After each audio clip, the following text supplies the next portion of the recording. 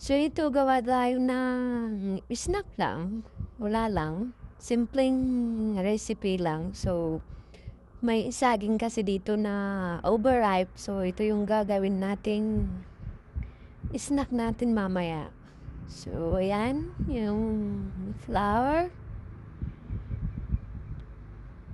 sinasala ko siya para andiyan na pala yung itlog, hindi ko na na-video yung pagkalagay ko dun sa itlog. So, yan yung baking soda, tsaka baking powder, tsaka yung milk powder, at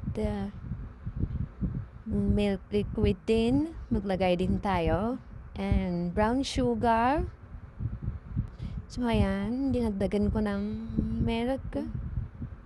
So, ayan, ihalo-halo lang natin para tsaka kunting vanilla. Ayan. So, ayan na yung buttered cream, tsaka sukal. Yan. Ganyan muna natin bago natin ilagay yung saging. So, ayan na yung saging. Ayan. And then, ilagay na natin yung timpla nating flour. So, ayan. And then, takpan lang natin. Ayan, okay na. Binaliktad ko na.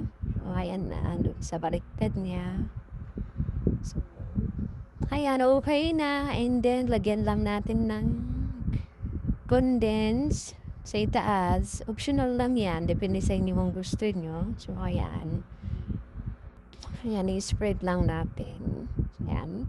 Hindi ako masyado satisfied dyan sa ginawa ko kasi medyo nakulangan ako. So, di bale, next time. Perfect na.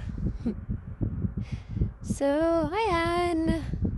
Tikiman portion na.